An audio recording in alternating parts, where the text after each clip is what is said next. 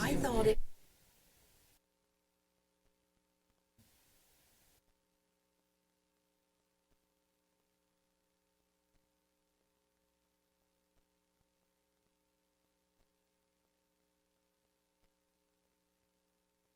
Sure, I'm on.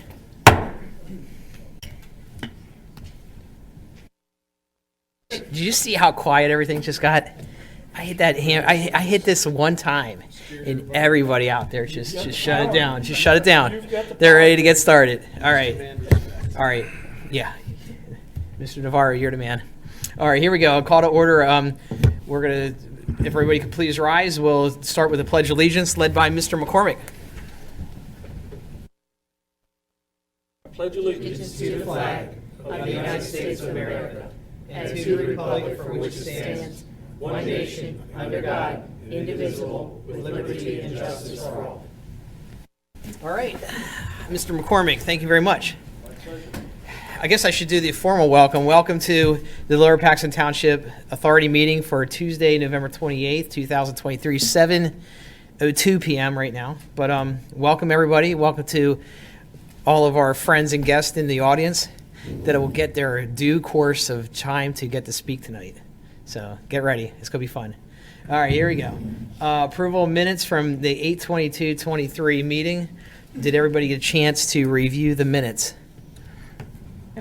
Is there any questions on the minutes? Then the chair will entertain a motion to approve the minutes. So moved. So moved by Mr. Zimis. Is there a second? Second. Is that Mr. Navarro? All right. Motion on the board in a second. Any further discussion? All those in favor signify by saying aye. Aye. Opposed?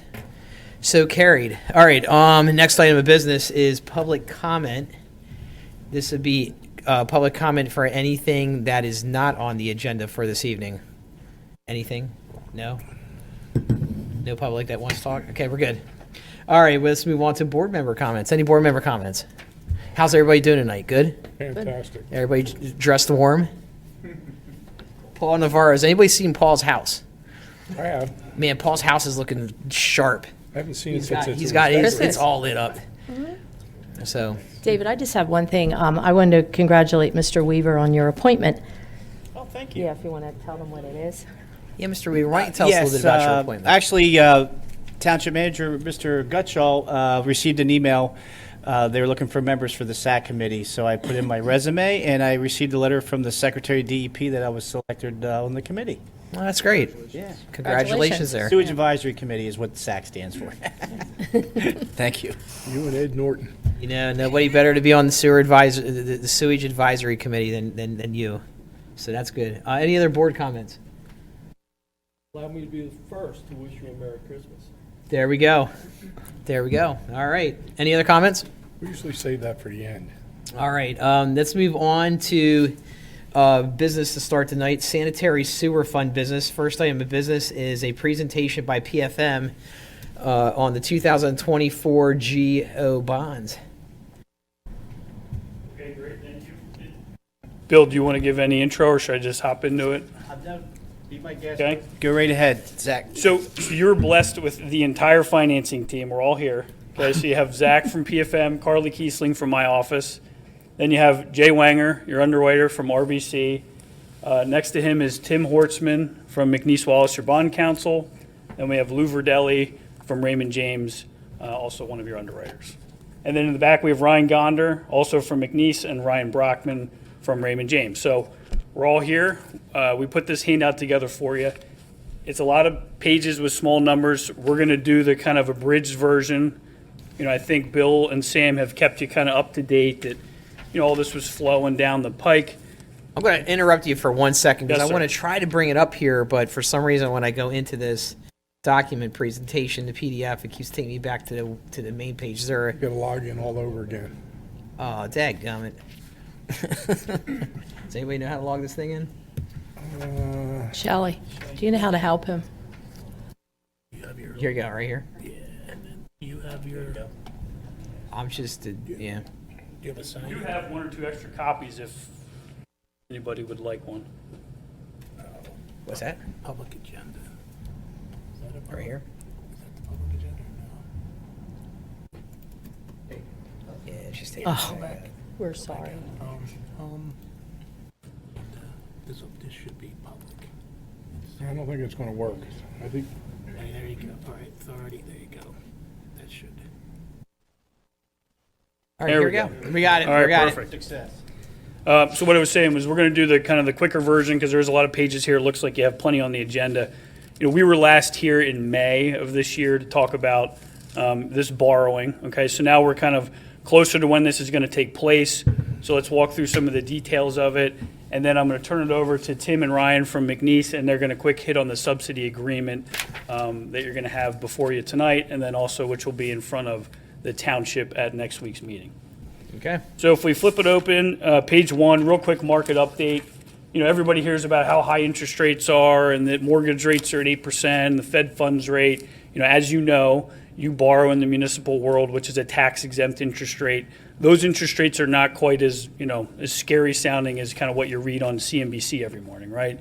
So what we're showing you here is a 10-year chart. So this is not meant to show you where you're going to borrow at. This is meant to just be a bellwether of the municipal market. And you can see that, we've come off the lows of COVID if you look in the middle of that chart, and we've been kind of bouncing around, what goes back to about a 10 or 15-year average interest rate, okay? Right now, we priced some bonds today. If you're borrowing 25 or 30-year money in the market, which is going to be about what you're doing, you can still sell bonds and lock in fixed interest rates under 5%. So the rates are they're not at the all-time lows that we got used to for a long time. They're a little bit higher. They're kind of more back to 15 and 20-year averages. But we would still expect good results when we plan to go to market in January of 24. All right? If you flip to page 3, there's a lot of words on here. We're not going to go through this in excruciating detail, but the plan is to borrow enough to get you $16.3 million of spendable money. Okay, so that's what we've backed into with Sam and Bill and the engineers. That's what you need to kind of complete the projects and keep this all moving. And we have a draw schedule to show you here in a page or two. So $16.3 million. Now, what's going to be in front of you and what's going to be in front of the township is a not-to-exceed amount of $19.3 million, okay? And that's just because we're doing what's called a parameters resolution in order to kind of move things forward through Harrisburg and DCED. For the township's portion of this, we need to put in a not-to-exceed amount, which we determined, is about $19.3 million. But at the end of the day, we're going to go out in the market, in about 6 weeks, and we're going to borrow enough to get you $16.3 million and, not a penny more, okay? We're planning to borrow the money over a 25-year period. We went through lots of different scenarios with Sam and Bill. That's what we kind of came up with that we think would be the appropriate term, and it'll help minimize the payment as best as possible to the ratepayers, which I think was an important part of this. Under number 3, it says, due to the current yield curve, an issuer may pay lower interest rates on its debt versus an investment of bond proceeds. And that's an important point, because we were used to you borrow money and you invest it, and you didn't really earn anything for the past 15 years. Now when you borrow money at 4.5% or 5%, you can turn around and invest that short term for 5.25%, 5.5%. Okay, so you're going to be able to earn potentially some arbitrage, which you may be able to keep, you may not be able to keep, depending on how quickly you spend the money. All right, so that'll be something that we work through, as we go, but just know that that's there. We also will plan to take that money that we're estimating that you're going to earn in the construction fund, and we're going to use that to help downsize the borrowing, right? So you might not actually need to borrow quite as much as you think, because there's going to be some estimated interest earnings that are going to be part of that, and we'll show you that on the draw schedule. Under item 4, the main one you want to look at there is you expect to spend this money, 85% of it within 3 years, and which you do. We have a nice draw schedule. We know, you have professional cost estimates, and that's certainly the plan. So I think that's the highlights of this page. If we flip to page 4 real briefly, this is the township's debt in total, right? So for as far as the authority is concerned, you're not responsible for all this, but we like to have this in there. Column 11 is important when we're sizing borrowings. We need to make sure that the debt is level or declining when you finish up the next borrowing, okay? The part that you care more about is if you go to page 5, this is the debt that's allocated specifically to the sewer fund, and I know these are smaller numbers, so I apologize. But when you look at this page, you can see, columns 2 through 9 are the existing bonds and loans that you have. And so at the end of the day, it ends up in column 10, where you're at a run rate now of just under $9.5 million, all right? And if you scroll down column 10, you can see it runs at $9.5 million until about 2040, and then the debt starts to drop off. As part of this borrowing plan that we've come up with for the next, few borrowings going out into the 2030, we're going to use what's called a wraparound debt structure, which is meant to minimize the upfront payment and the upfront hit to the ratepayers. All right, so as that debt drops off, your existing debt, we're then going to fold in the new debt. So at the end of the day, your debt's still going to be leveled or declining, but it's going to have a less of an impact up front. All right, so that's an important part of this strategy. If you flip to page 6, this is the sample draw schedule. I realize the numbers are even smaller on this page, okay? But so let's just point at a couple things that are real important. If you look in column 3 at the top, this is assuming that you're starting off with about $7 or $8 million, $7.5 million that you have for the projects. All right, so we start there. That's kind of the starting point. Then if you go to column 11, that shows the estimated total draws for the various projects that are listed in columns 4 through 9 over the next 3 years. All right, so it shows you, every month what you're expected to draw. Now those will likely change, but it's a good estimate. It's how we, kind of guide how much you need to borrow and how you're going to spend it.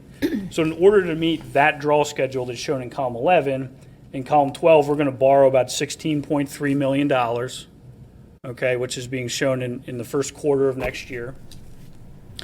Then in column 13, we're assuming that you're going to earn interest on that money while it's invested, right? Because you're going to borrow it.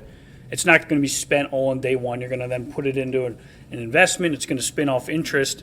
We're then going to take the estimated interest in column 13 and borrow less money because of it. So we're going to use that as part of the project fund in order to minimize the borrowing amount.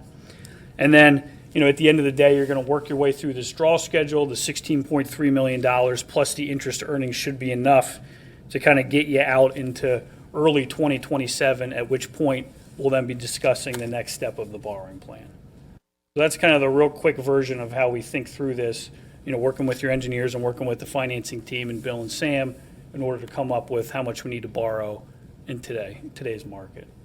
So any quick questions about this page? Nope. And then on page 7, I think this is the last important page. Now, you've seen different versions of this before. Okay, so this is kind of the latest and greatest. This is the full plan that goes through 2036. Okay, so again, this will likely change as we move through the years. And what we're focused on now is columns 8 and 9. So column 8 is your existing sewer debt that we just talked about. That was broken out on the other page. And then in the blue, column 9, that shows what your new debt is estimated to be.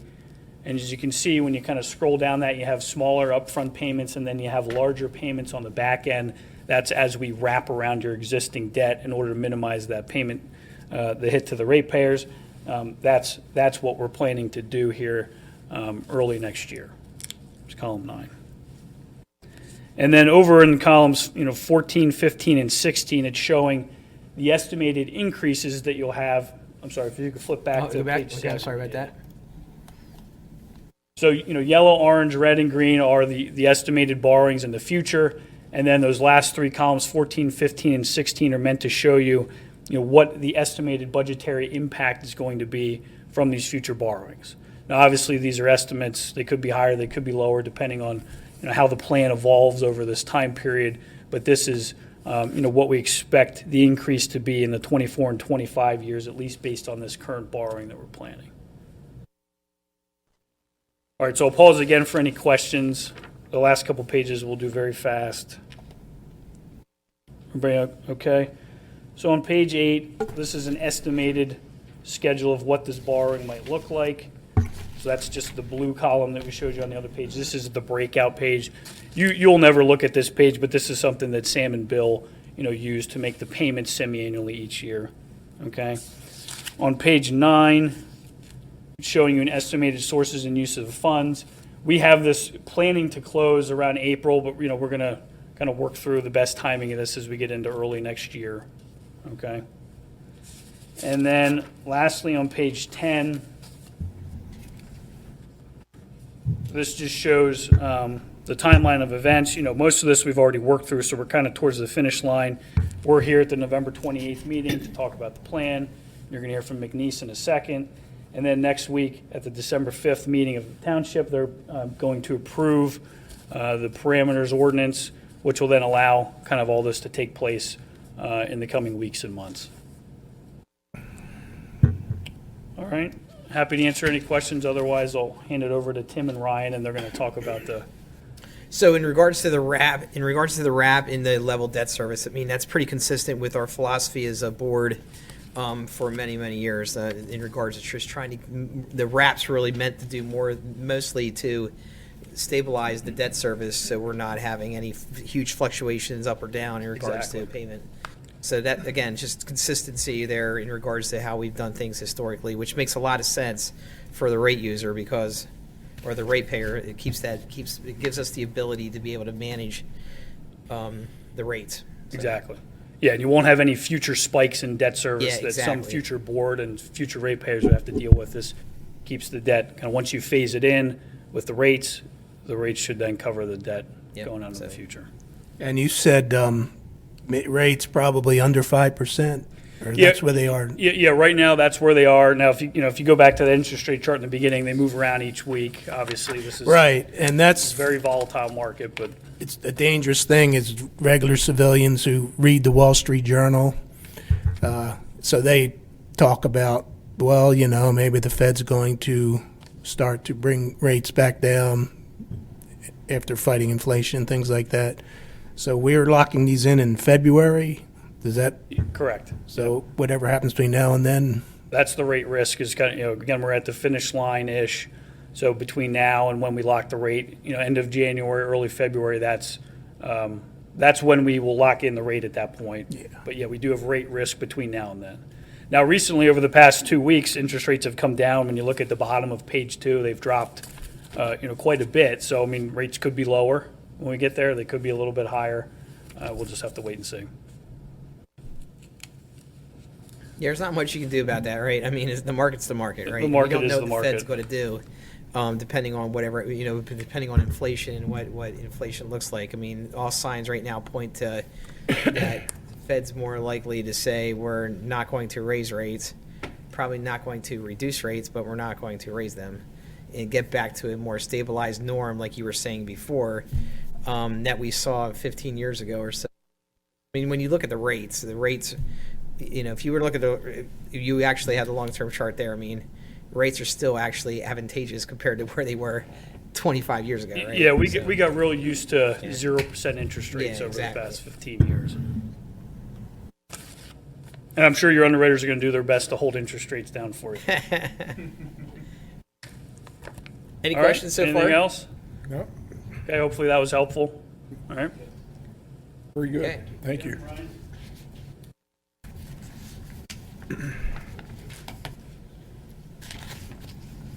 Okay. Good evening, everyone. You get me tonight, and next week it'll be Brian for the township meeting. So there he is. So tonight we're asking for the board to adopt Resolution 23-08. This resolution has been circulated in advance, and your solicitors had an opportunity to review it, as well as the subsidy agreement, the form of which was also provided. Not looking to reinvent the wheel here. The subsidy agreement follows the subsidy agreements that this authority has adopted in years past for the sewer system. The resolution itself just simply authorizes the authority to enter into this transaction with the township. So it would authorize the execution and delivery of the subsidy agreement and the approval of the project and the issuance of up to a maximum principal amount of $19.3 million in bonds. As Zach indicated, the plan is not, of course, to issue that much, but we're using that higher number for, because for the max parameters nature of the approvals. Beyond that, the resolution authorizes the authority to execute and deliver any other closing documents, instruments. There's a reference in here to continuing disclosure, which I point out, consistent with past bond deals. The authority, as being a party to this transaction, may be required to deliver certain continuing disclosure items related to the sewer system operation as part of the continuing disclosure of the financials. So pretty straightforward, very quick overview there. If there are questions, I'm happy to take those questions. It's a pretty standard subsidy agreement. I mean, we've seen these numerous times before. There's nothing that's new here from anything that we've done in the past. Is there any questions from anybody else on the subsidy agreement? Okay. All right. Well, hearing none, I think we need to approve the subsidy agreement. So if there's no other further questions for our friends at McNeese, I will turn it over to the board for a motion to approve Resolution 2308. Mr. Chairman, I'll make a motion that we approve Resolution 2308, approving the subsidy agreement between Lower Paxton Township Authority and Lower Paxton Township. Thanks, Ms. Lindsay. Is there a second? Second. Mr. Navarro, a second. Any further discussion? All right. Hearing none, I think we can do this by voice vote. All those in favor signify by saying aye. Aye. Opposed? So carried. All right, the Resolution 2308 is approved. All right, thank you very much. Thank you. Yeah, thank you. All right, let's move right along here to presentation and action on 2024 sanitary sewer fund budget. Turn that over to Sam. Thank you, Mr. Chairman. Sam, how you doing? Doing well. How are you, sir? I'm doing well. Thanks, guys. I'll keep this brief. I gave a presentation to the township board members 2 weeks ago that was quite lengthy. This is going to be a short one, only really 7 slides of detail. But what I'm going to do is give you some highlights of each of the 2 budgets. We're going to present this together, even though you're going to take separate actions here within your agenda for the sewer first and the stormwater second. But in relation to this budget, just some high-level discussion. I want to give a little bit of quick discussion comparing where we last presented in August, which is the first time we presented our preliminary budget. Not much has changed, but we'll talk about the pieces of change as we go through that. So just to give a quick highlight overview, we've broken up the budget into essentially 4 pieces: our operating funds and our capital funds for each of the authority's activities, sewer and stormwater. On the sewer side, our operating fund, the revenues are at $18.44 million. This is primarily your user-based charges for the sewer operations. Expenditures of $19.55 million. This is mostly the relationship with the township to provide staff and related benefits for the maintenance and management of the systems, as well as some facilities and obviously equipment and the management in the field. In comparison to where we were in August, this revenue figure is up about $75,000 from that point. This is mostly for more refined review of cost-sharing arrangements that we have, especially with the CRW partner study that's going on right now. So we had expenses in that original budget presented in August. We had not yet had some matching revenue for the other party's shares. On the expenditures side, with the $19.55 million proposed, this is up about $596,000 from the August presentation. There are 2 pieces of this. One is, as you heard tonight, we're coming forward with the final request for the new debt issuance at a little bit higher than what was previously proposed. That's going to add just about $100,000, actually just under $100,000 to the debt service increase. The other piece of this, unfortunately, Mr. Weaver and I sat through multiple discussions and emails with Swatera Authority. Their budget came out much higher than we anticipated it to come out. A good chunk of that ties with some investments in their system that they're pushing through expense this year rather than a longer-term capital plan, as well as significant increases, especially in sludge hauling. This is really tied with the dryer being out of commission right now as that project goes forward. Can't dry the sludge. It's costing a lot more to haul since it's a lot heavier. But again, still pretty comparable to where we were several months ago. On the capital side, $17.52 million would include roughly about $16.165 million in new debt issuance. That's just an estimate that's going to fluctuate based on final costs and then the issuing parameters. And obviously, we're awaiting some bid figures to finalize what those projects look like to kick things off. The expenditure side is $12.98 million. Now, again, this is within the confines of the 2024 year. So some of this is projects that have been started now. They're going to spill into possibly even 2025, but that is just that point in time use for that physical 2024 period to come from unspent bond proceeds as well as the new proceeds coming. Pretty comparative where we were in August. Outside of BC7, we had a slight shift in the project work, about $1 million amount shifted from 23 to 24, just based on progress of contractor work. Moving to the stormwater aside, revenues at $3.56 million, again driven by the user fees that are charged, not tax fees, not rain tax, but actual good old authority fees. On the expenditure side, $3.38 million for those generating operating costs. The revenues were virtually unchanged from when we talked several months back.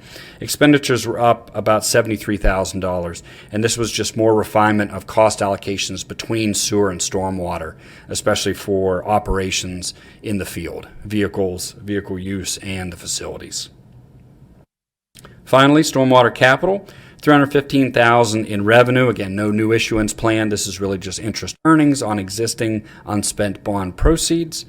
And $6.49 million is projected to be spent from unspent bond proceeds. And again, those are pretty comparable where we were before. We did get final amounts from the county rep plan that we're in. So that reduced from $100,000 placeholder we had in August. Next year's costs are only going to be $18,000. Year two, that would be into our 2025 year estimate, is about $23,000, and then it should take off from there once we're all permitted and we see where the REP program is going. So just a quick visual for you to give a little comparability assessments. We have 2022 actual on the bottom, 2023 budget on top of that, 23 projected for where we expect to end up, and then finally our 24 budget proposal.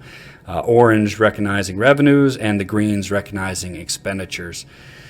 Now, we have an increase of about $1 million in revenues for the budget. This is including continued growth in our EDUs for sewer. We roughly expect about 100 a year as we go through the budgetary process, to the tune of about $488,000. Quarterly fees, as you are well aware, are remaining unchanged at $158 per quarter. We're also promoting improved interest earnings. As Zach had pointed out, we're in a nice period here, and whatever the Fed does, however quickly they do that, the rollout in the market impact is going to be slow, so we should have strong interest earnings throughout 24 and into 25. And then finally, we have some increased developer escrow and CRW partner reimbursements. As I talked about, that was one of the changes from our August presentation. Now, as you'll see in the chart there for revenues, 23 projected revenues are a lot higher than what we would normally expect. And this really relates to two specific things. Number one, we're finally working on getting the bulk of the retainage that's held by Penvest released.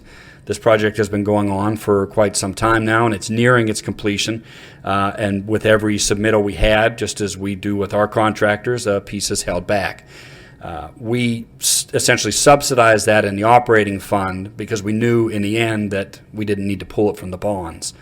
So we'll be getting $1.19 million of that back here to close out, which is a nice flux of revenue to help the operations. And then ultimately we had the gross proceeds on the sale of the Commerce Park land here in 23 as well for $541,000. Absent those two, the projected revenues of 18.37, they're really virtually mirroring our 24 proposal. So again, consistency within those figures. On the expenditure side, again, same chart, but we're looking at the green figures now and the progression. Overall, we have $1.1 million increase in the expenditures in the 23 budget for operations and sewer. $961,000 is tied with our CRW and Swatera Authority relationship, and most of that really ties in with Swatera and that significant increase. Now, again, I think Bill and I are both hopeful that they've overshot this budget, and we'll see a good chunk of that back at the end audit, but it'll take a year and a half before that will occur. We're also funding up the reserve account based on the agreement so they can have funds to start to build some money to help with unexpected items, and hopefully we can continue to pressure them into building a long-term capital plan, and we can start funding that on a more simple basis as we're trying to do with our debt service, keep it level, instead of having these large single-year expenditures, or pay-goes, we call them.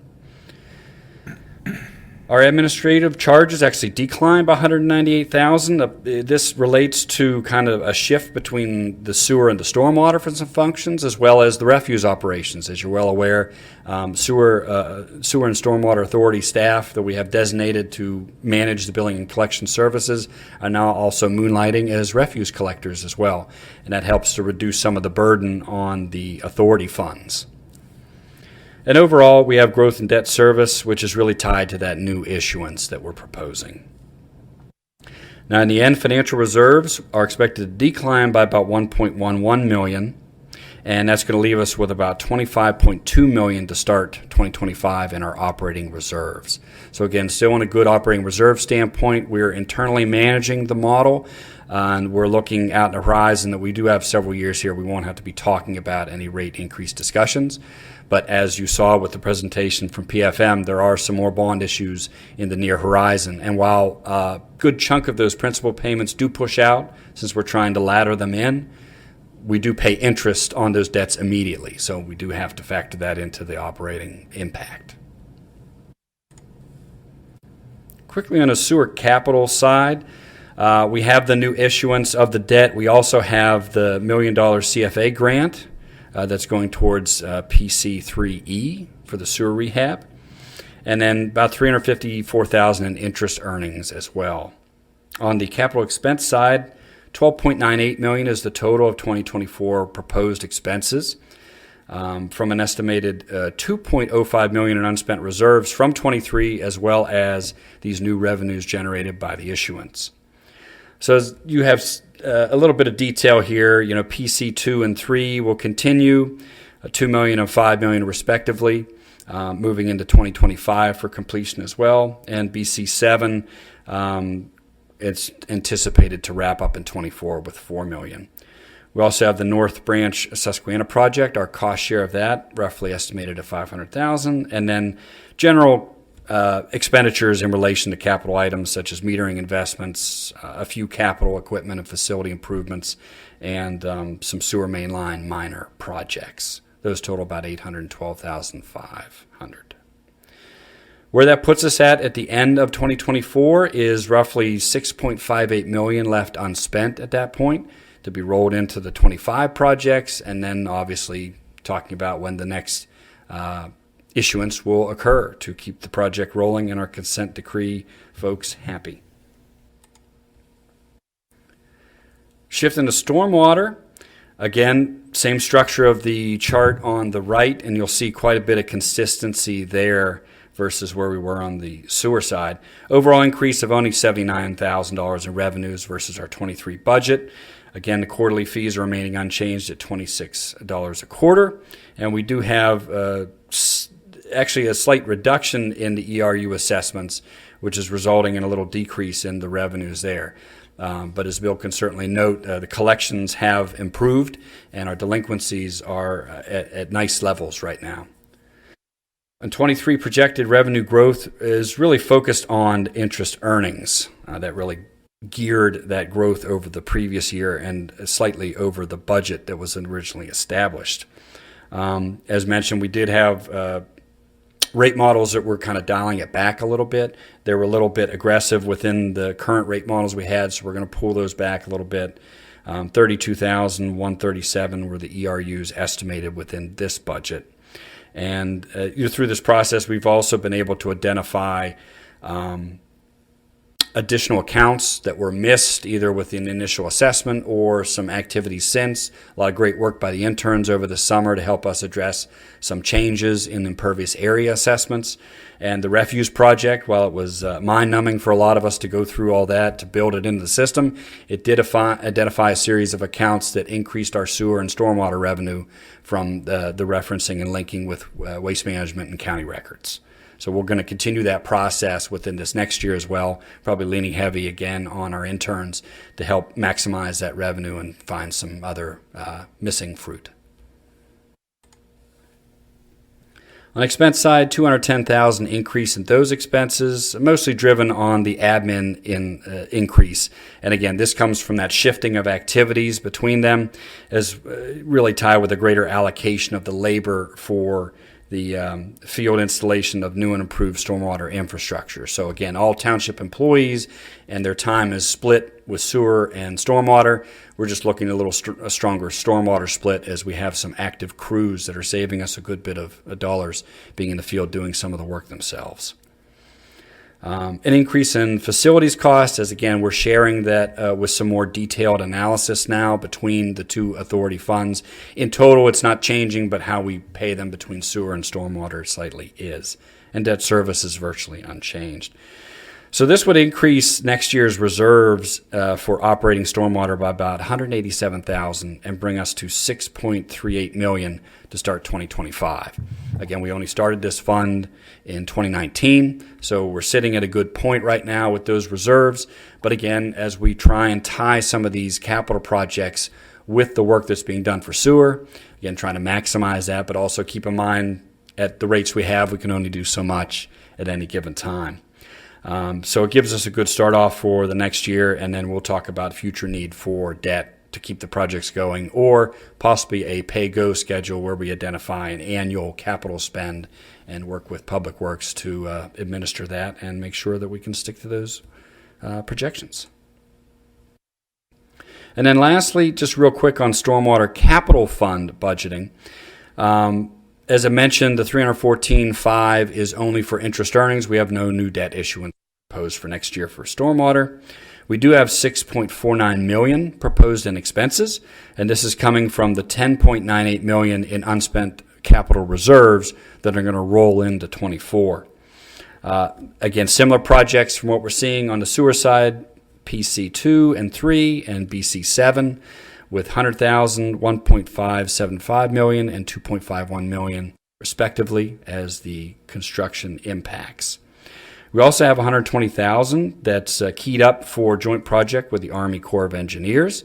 This is going to be for system televising. And then we also have $352,000 for an estimated share with CRW and Susquehanna, our joint pollution plan co-sponsors for pollution reduction improvements that we do jointly.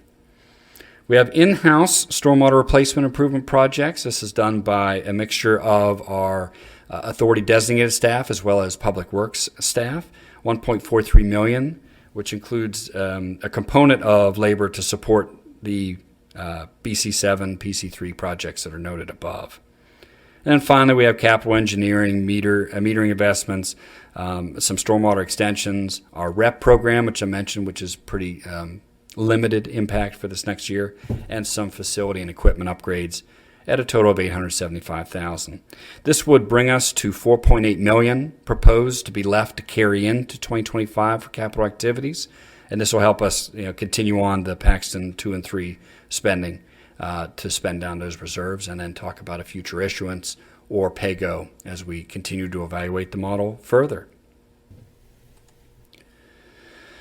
Again, you all received the detailed budget that we had presented in August in a similar presentation standpoint for here tonight. My goal here was just kind of summarize a little further and help lead you towards any questions and then ultimately action. So, any questions from the board? Mr. Miller, nice job. It was well done, well presented. So I'm sorry, I thought you were finished. I think Go the ahead. big thing that comes out of it is obviously we're not changing rates on the sewer authority or the stormwater. So that's the big thing for municipal residents to know from the perspective of just budget as a whole. I think that the budget's been pretty well managed over the year. It doesn't look like there's any huge wild fluctuations of any sort. And going into next year, I think the budget seems to be pretty stabilized, knowing exactly what's coming up. We know we have a bond issue coming up. That's going to be coming in there, and we already have the projects already lined up that we know what we're going to do. So that was the one thing about the authority is that I kind of like is the fact of you kind of already know going into the next year kind of what your budget's going to kind of look like because you already know what your projects are going to be because these projects aren't 3-month projects. They're usually long-term projects. So, any questions from anybody? I think Miss Lindsay, you had a comment. Sorry to interrupt you. I No, thought that's you were okay. finished. Good.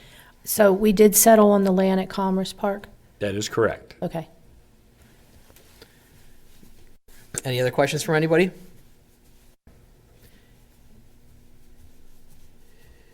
All right. Well, let's go ahead and I guess we need to make a motion to approve the sewer authority budget as presented. So I will take a motion from anybody who wants to take action on the 2024 sanitary sewer fund budget. Anybody wants to step up? So moved, Mr. Chairman. Miss Lindsay, you're awesome. Is there a second? Second. Second by Mr. Zumas. Any further discussion? All right. Hearing none. I think we can do this by voice vote. All those in favor signify by saying aye. Aye. Opposed? So carried. All right. We have a budget for 2024 for the sewer fund approved. I almost feel like we need to mix up the agenda. And we need to go down there and approve the stormwater fund since we just went through it. Can we do that? Is it legal? Are we all right? Do that? Mr. Chairman, it's at your whim. We can certainly do that if you choose. I mean, because we just reviewed it, so we could probably go right down to the stormwater fund and do have a motion on action on the 2024 stormwater fund budget as well. Is there a motion by anybody? So moved. Mr. Judd. Thank you, in. sir. Is there a second? Second. Second by Mr. Zimas. Okay, all right. This is great. We're kind of moving around the agenda, mixing it around. All right. Any further discussion on the budget for the stormwater fund? Hearing none, I think we can take this by voice vote as well. All those in favor signify by saying aye. Aye. Opposed? So carried. All right, what do we want to go to next? Anybody? We can kind of just, now we set precedents that we don't have to follow it exactly. We could just kind of mix it around. No. No, we can't adjourn yet. We got action. We got business to take care of. All right, let's go back up to approval of the amendment number 1 to the ICA with the Municipal Partners CRW IMA.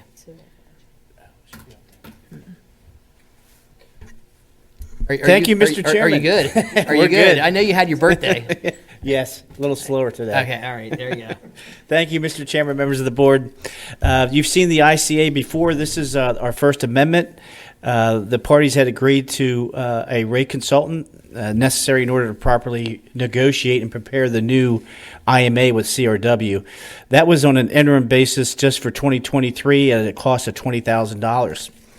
Based on the discussions we've had to date with CRW, the rate consultant has provided a proposal that he believes on an hourly basis will satisfy the 2024 budget and complete, hopefully, a new IMA and a new wholesale rate for all the municipal partners. Therefore, we are required to do a new ICA with all the parties agreeing to engage this rate consultant at the increased rate not to exceed $83,700.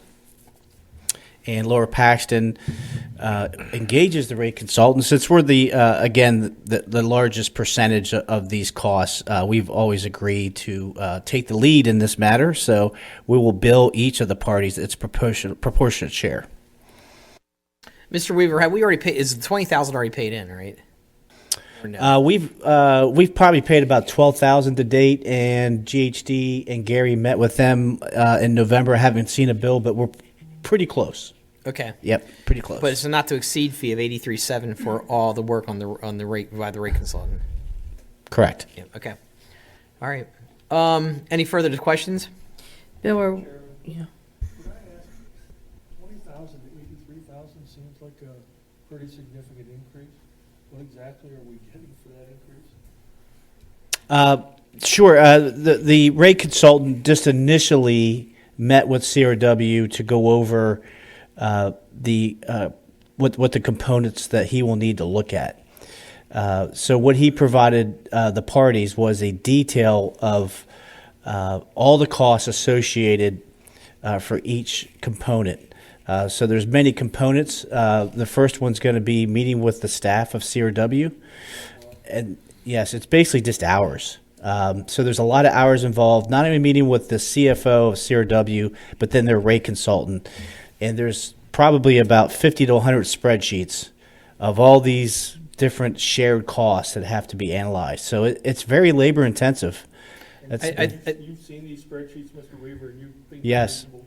Oh, yes, absolutely. Gary Shamball is in cases all around the country. He's one of the leaders in the field. I believe we're very lucky to have him on our team.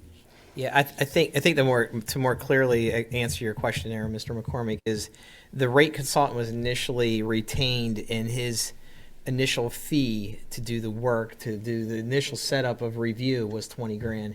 After he looked at the work papers and after he looked at the documentation and the details there, he was able to more hone in exactly all the work that was going to need to be done to do the work. That's how he got back to the 83.7. So that's the big part. The second thing too is,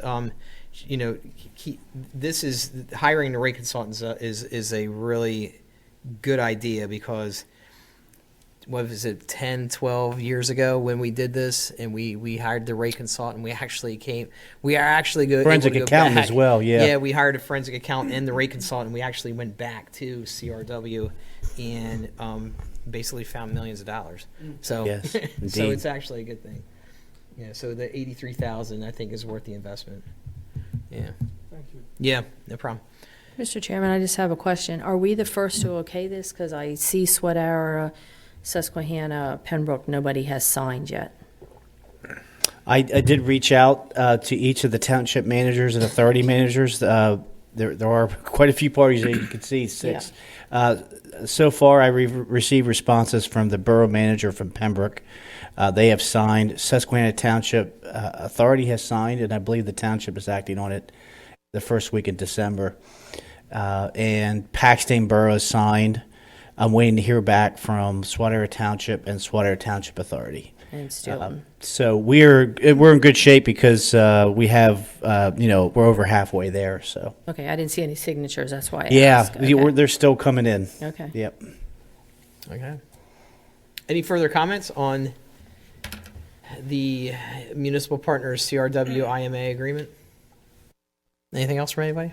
I'll just one staff comment, Mr. Chairman. As the board may recall, these negotiations have been going on for a few years now, and one of the things that we've been pushing with CRW is the cost associated with the capital improvements over the next 20 years and the past 10 years should be based on general engineering for appropriate sewer flow. We've been paying for costs to the Front Street Interceptor, Front Street Pump Station. A lot of the parties don't even use that. At the last meeting with CRW and Gary, they're sort of acquiescing now and moving that they agree that that's the appropriate way to charge. So we've made some significant progress with GHD, Gary.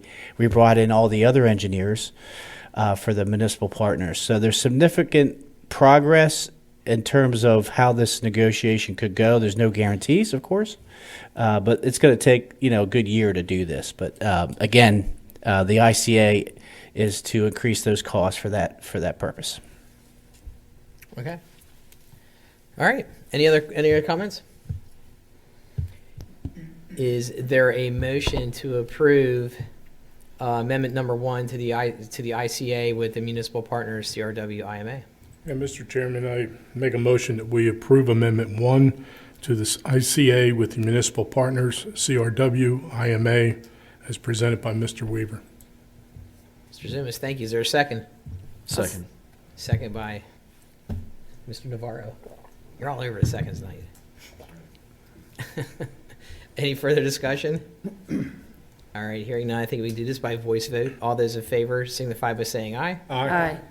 Opposed? So carried. All right, Resolution 2309, establishing new tapping fees. All right, good evening, everybody. I too am going to jump around a little bit and Okay. start with That's okay. and start with the memo for the tapping fee study, and then go back to the resolution. Okay. Okay, so you guys had gotten a copy of our report to update the tapping fees and the memo. So if you want to pull up the memo for You me, want I'd to do this right appreciate here? that. Is this it right here? Yes, thank you. Okay, so the tapping fees that you have right now were last updated in 2015, and the tapping fees are tied to the ENR index, which accounts for inflation, and we all know there's been a significant amount of inflation since 2015. So Bill thought it was time to update the tapping fees. So we took a look at the fees that you had in 2015 and updated, like I said, to $2013. So the tapping fees under Act 57 allows for 3 different components. There's a connection fee, a customer facility fee, and then the tapping fee, which is further broken down. So the connection fee is for any property that ties in. This is really just for the time for Jim and his crew to go out and do the inspection. We talked with Jim. He said it's about like 1.5 hours. So the connection fee has gone up from $75, which it is now, to $100. The customer facility fee doesn't apply because that is for costs with the authority associated with installing building sewers, and you guys don't do that, so that fee does not apply. And then the tapping fee itself is separated into a couple different parts. There's capacity parts, collection, special purpose, and then reimbursement. So the 2015 and the 2005 actually tapping fee updates both looked at the capacity portion, and we looked at it as a special purpose tapping fee or just the overall township tapping fee. So the initial studies showed that doing a special purpose for each of the basins ended up being more beneficial for tapping fees, just because it looks at all the facilities that are in each basin, the amount of debt, and then the amount of EDUs that are connected to each. So we stuck with the special purpose part that broke it out into each of the basins. So as you can see on the second page there. Right here? Yeah. Or keep going? That's Right good. on? That's good. You're Okay, right there. all right, okay. So the top table shows what the previous tapping fees are, or I should say the current tapping fees are, and then it shows what the new tapping fees are per basin. So Asylum Run went from $1,115 up to $1,620. Spring Creek went from $2,015 to $2,710 per EDU. Paxton Creek increased from $1,615 per EDU to $2,585, and then Beaver Creek went from $2,165 up to $3,043 per EDU. So it's averaging about, well, I shouldn't say averaging, it's going from a low of $500 increase up to $970 increase per EDU, depending on which basin the new connections are located at. All right, and just to kind of go down further, collection part, if it's a property that's tying into sewers that were already installed by the authority previously, you can charge $565 per EDU if the developer is extending the collection, like the sewers, at their cost, and then just dedicating it to the authority. We don't charge that fee. And then there is still a reimbursement part. This tapping fees still in place from the Oakhurst Interceptor construction. That money ends up going back to Donco, and a small percentage, 5%, goes to the authority. So number 4, yeah, there you go. Kind of goes through and lists like the connection fee, the special purpose tapping fee. So you can go through and see what the totals would be for each basin for each EDU. And then moving through the gallon per day per EDU, Bill had talked to a lot of the water companies and some other entities to kind of figure out what the average gallon per day per EDU is now. So based on his studies, it's 125 gallons per day per EDU, and that is a reduction from 180 that we had been currently using for EDUs. And then I put in this section on apartment tapping fees because there were some questions, and some questions, some concerns from some developers that were looking more to have apartments be like half an EDU or some sort of deduction from the standard, like apartment is 1 EDU. Because the way you look at it now and the way we suggest you continue looking at it is a dwelling is a dwelling. So if it's an apartment, if it's a single family, if it's a townhouse, it's all just 1 EDU. And there's some case studies that have been going around too, and that's pretty much the finding of the courts is that apartments should be treated the same as the housing. And then we also looked at non-residential tapping fee transfers. This is kind of in response to Blue Ridge Village with all the commercial entities that were all on that property, and just being able to transfer some EDUs in between the entities that are all owned by the same individual. So we wrote that in, and then Bill had taken our standard resolution and kind of cleaned it up more so for Lower Paxton to kind of go through and list all the fees and just some of the specifics on, if there's a home that had been demolished, if you're going to charge a tapping fee for that or not. So if they had been charged a tapping fee initially, you're not going to charge them a second one if they're demolishing a home and rebuilding in the same location with the same use. So,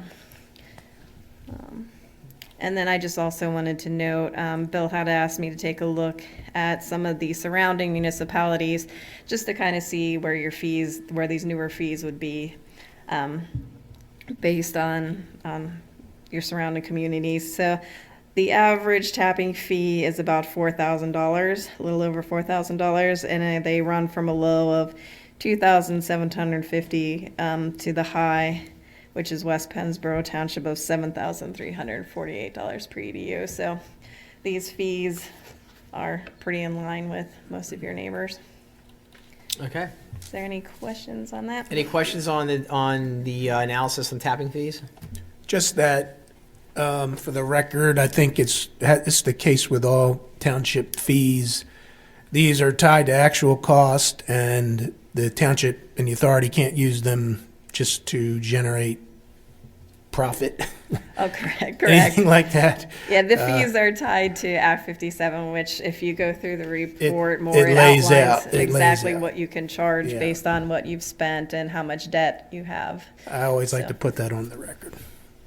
Agree. Okay. Any further discussions on the tapping fees and the resolutions that's before us? I have one question. Since the EDU value is being reduced by, about 30%? Does that affect the amount of available taps in the different basins?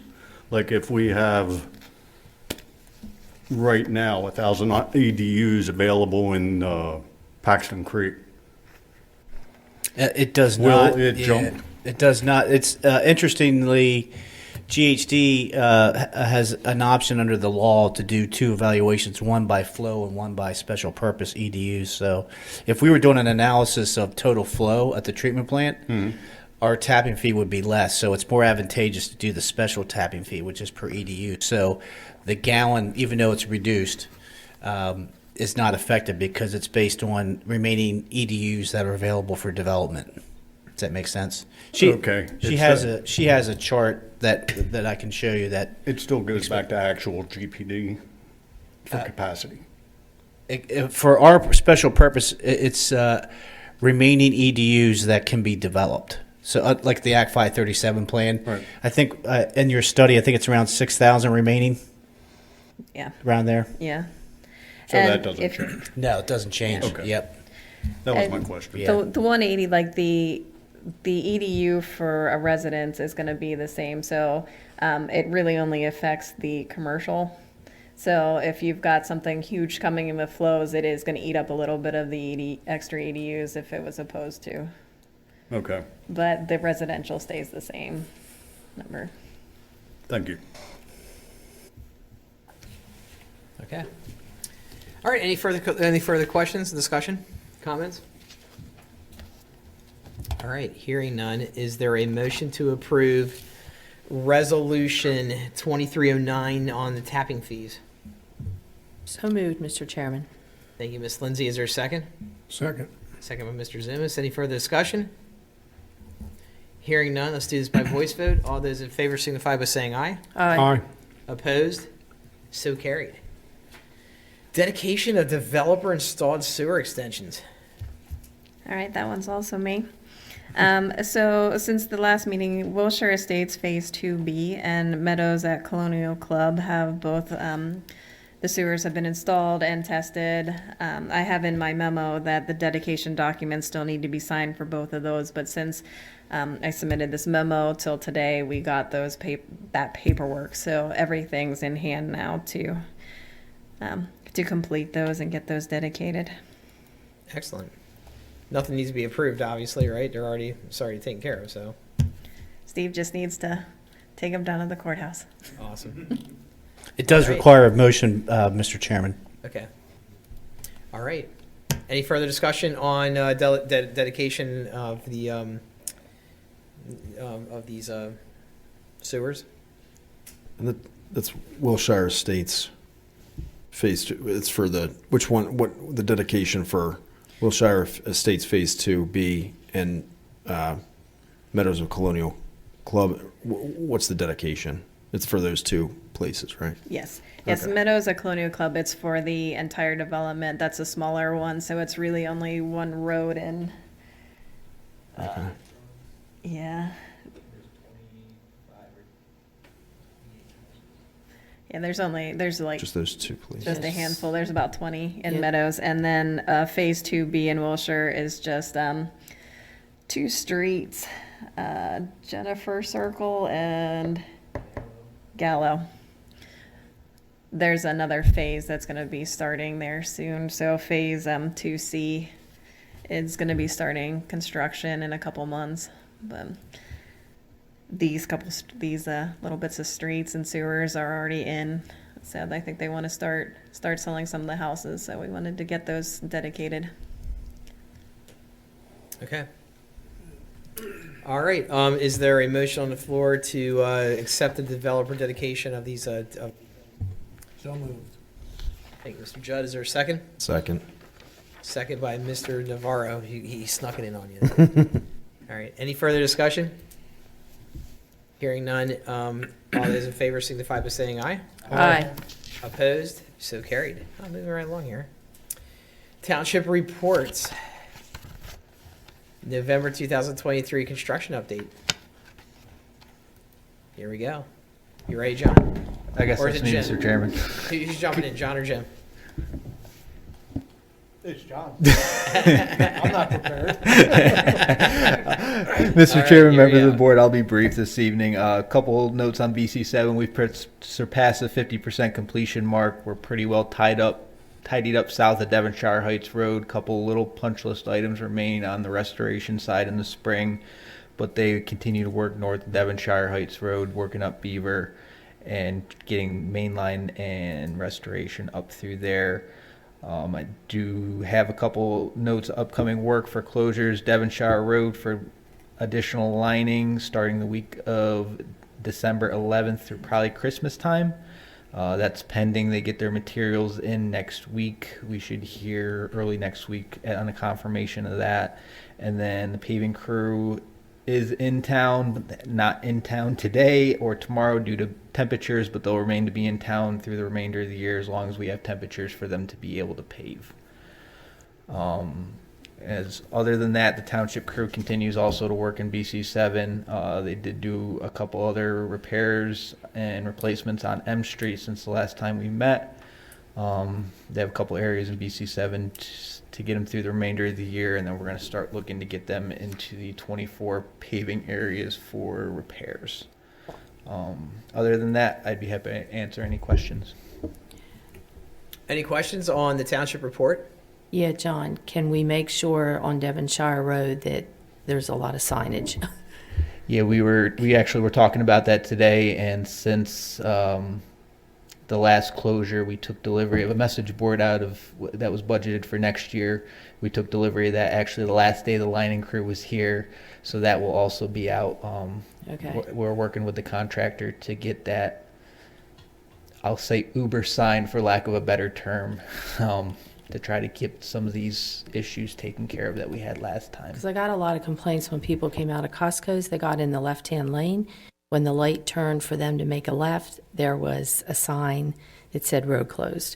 So then they had to wait until they could get over, and I had quite a few phone calls. John did follow up on that. Unfortunately, did, the yeah. wind blew the sign down. The detour sign. That's the our constant struggle is they do have people roaming, checking signs all day, but we in that instance there was 2 signs that were blown over, knocked over, whatever the case was, and they did circle back and fix them. Okay. We did talk about today as well. That road, Paxton Town Center's Drive is going to be a little bit of a struggle. That is not a township dedicated road. That is technically a private road. So we're kind of limited on what we can sign and have That's on the one there. that runs along Costco's? Yeah. Right, okay. So we're going to try to come up with a solution there, but we're kind of limited on our options with what we can have placed there, Okay. unfortunately. John, we have one message board, Yes, we have one message and board. that's currently. shared between Sewer Authority and Public Works. Correct. Do we need to purchase another one? I think we need another one.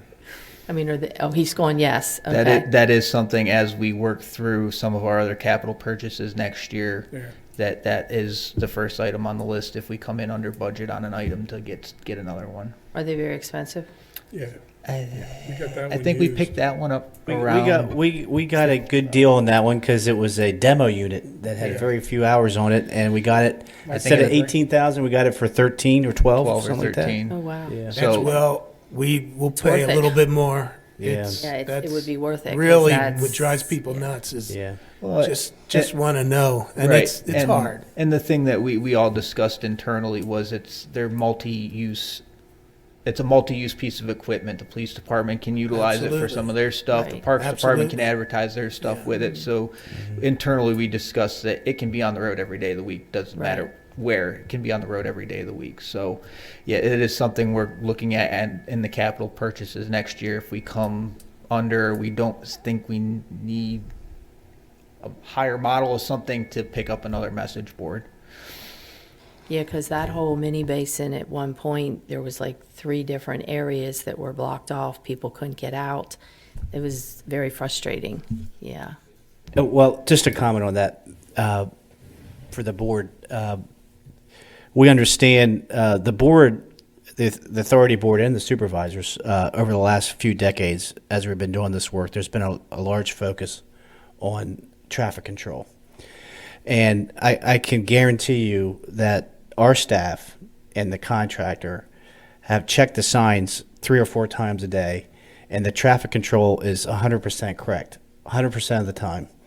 And whatever the public thinks is not correct doesn't mean that it is correct. That's the problem we run into is you can't manage the motoring public just driving through a detour sign. That's why I agree with Mr. Zumas that the message boards are very important. For some reason, message boards, they grab attention Well, it because catches the eye it 'cause catches of the the eye. blinking. We had Jim and John can tell you in 2-week period, we had hundreds, not 10 or 20, hundreds of vehicles drive right past the road closed sign on Devonshire. We got calls from the church. They were just driving around in a circle and going out. And there's a sign there that says road closed, detour this way.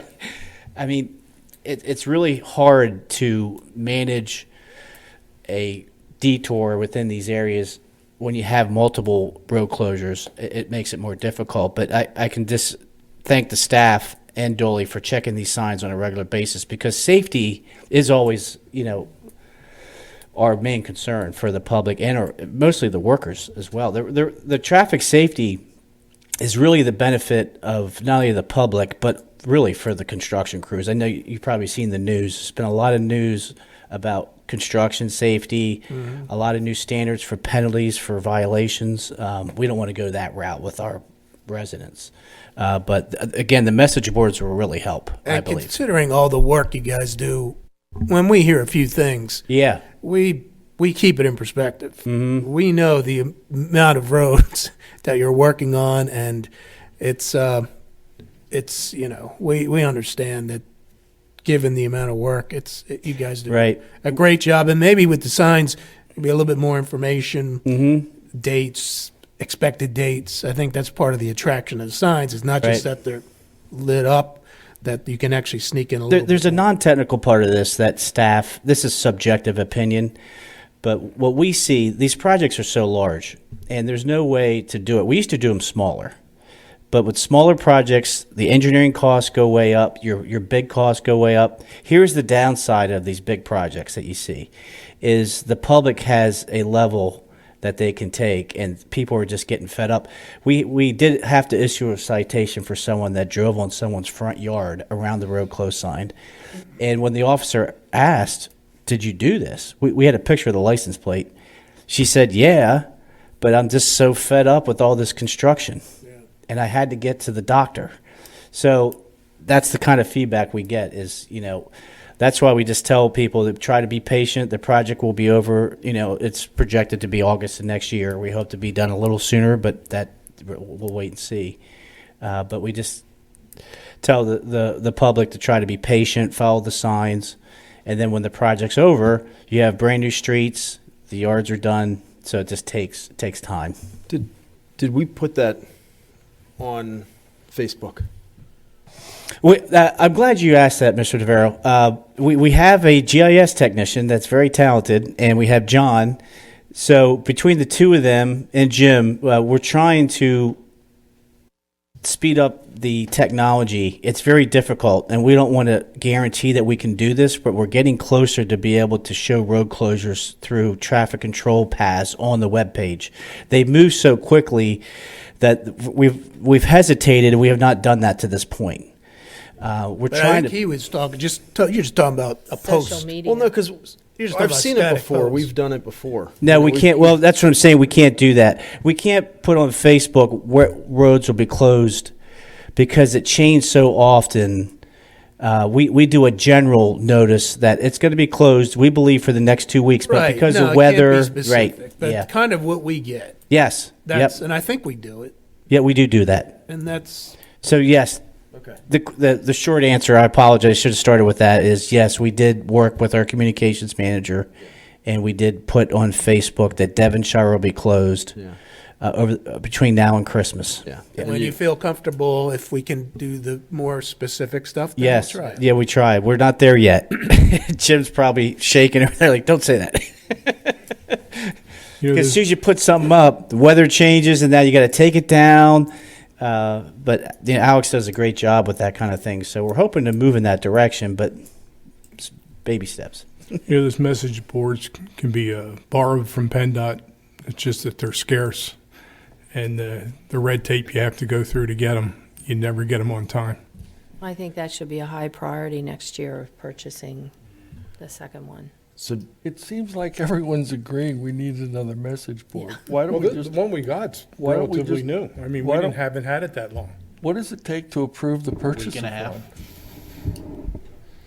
I mean, in the overall scheme of things, $20,000 doesn't sound like a whole lot of money for the kind of benefit that we might receive. Listen, I've driven Lower Paxton Township roads. I know some of the interesting moves other drivers make. So, giving them further instructions sounds like a really good idea to me. If we have a consensus from the board and they want to make a direction to me, I can have staff provide a quote for the February meeting for your approval, if that's what you desire. I think that's a good idea. I mean, you probably already have something worked into the budget, I would assume, for next year already. We have some Yeah, we have some accounts that could cover it. Yeah, Yes. exactly right. So this would be a good opportunity to, to approve this in February. We'll make it happen. Kind of in the budget. Yeah. Okay. Okay. If there's no other questions, board members, because of the length of the meeting today, I will be brief for the rest of the township reports. I just want to provide, I don't have a written report, and it's in the HRG report under the stormwater agenda, but they are also doing this design for Claremont. That's a big project as well. That's our next big multi-mini basin project. The project is 90% complete design. John and staff have provided comments to HRG on the specs and the drawings, and they're going to meet again next week on the drawings. And HRG believes that they'll be able to have the bid advertised in mid-December, and then we're scheduled to open bids on January 25th for that project. And that ties, looping back to your bond issue of $16.3 million. As you may recall, Zach was saying about the parameters at 19.3. There's a $3 million fluff in there because we don't know what the bids are going to be. Obviously, bid costs are up. So we hope to get the estimate provided by HRG and GHD is $16.3 million. We're going to open bids in February, and if it's within that range, then we'll be good to pull the trigger on the bond issue in February as planned. Okay. Is that as big a project as the one at Devonshire? Cost-wise, it is. Okay, but I mean house-wise. Size-wise, it's not. It's more confined, and there's not as many houses. I believe BC7 was 570 something, and Claremont's like 450. We're about 60, 75 houses less than Claremont. Yeah, it's pretty big. Had we not tacked on to the Interceptor, we probably would have Yeah. been a little bit less. Okay. All right, thank you for the report. I think the next thing we're on to is the Sewer Authority Q3 2023 finance package. Yes? No? Maybe? Board members, just for time's sake, I believe Sam's presentation was pretty thorough in terms of what your expenses have been over 23 and 24. But again, Sam provides this as a comparison from the previous year. I believe his presentation earlier has covered all this, but I'm sure Sam or I could answer any questions you may have. No comment.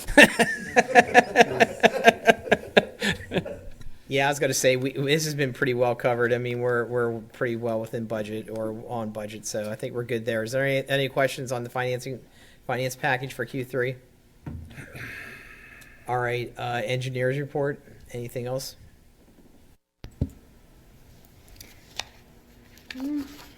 I think a lot of this was already covered. Yeah, I see the CRW municipal agreement, intermunicipal agreements in there. Yeah, there wasn't anything real notable with the wet weather. John's already talked. It's relatively dry, right, for the past couple months here. So. Yep. John already talked about BC7, BC2. Sam talked about the PC2E trunk line. We're a little over halfway through on that design. We've had one initial meeting with staff, so we're incorporating those comments and continuing to work on that. We hope to have that design done early next year. The emergency repairs contract, the UGG's current one had expired on November 16th, and we had bid a new version, and that one was issued to Rogel. And the notice to proceed was issued on the 21st of November. And PennDOT, we talked a little bit, I think, about 2 Locust Lane. We're working to get an HOP to raise those manholes. So I think most everything was covered, but if you've got any additional questions. Any additional questions on the engineer's report? All right, hearing none, we're going to move down to the Stormwater Fund. We've already approved the budget. Wow, so we're moving right Mr. along. Chairman, I hate to back up, but I'll be really quick. There was a letter, I apologize, was not in the packet, that I asked GHD to do an evaluation of the SWAT era budget. We'll provide a report in February, but the bad news is that SWAT era is telling us that the dryer costs are going up. Our cost share would be an additional $1 million. So it's a significant issue. So we've engaged GHD. I have a meeting with them tomorrow, and we're going to be meeting with SWATERA over the next couple months and trying to reach an agreement on how they're going to proceed with this construction, because we have some questions on their procedure right now. So I just wanted to provide that quick update. Fair enough. Thank you. All right, like I said, we've already approved the stormwater budget, so let's move on to approval agreements with the U.S. Army Corps of Engineers. Yes, Mr. Chairman, members of the board, this is pretty straightforward. We have to thank Mr. Gutschall and the manager from West Hanover Township. West Hanover Township has recently done a project similar to this. Ours is, of course, more detailed, as our project with our mini basins is a little bit more specific than West Hanover. They do not have a consent order, and the level of detail that we do for our projects. I reached out to the engineer for the Army Corps, Carl, and he was very helpful in putting this scope together and the agreement. Everything has been pushed through the Corps' legal department, and you have before you the agreement that is ready for action this evening. Essentially, the federal funds will be $112,000, and the township authority share will be $112,000. The total project is $224,000, and it encompasses the video televising of all the future storm sewer projects that are scheduled to be completed as part of the sewer consent order. I'll be happy to answer any questions. Pretty nifty. 200. What did you say? 112,000, right? Correct. Okay. Any questions on this agreement? Have we done this before?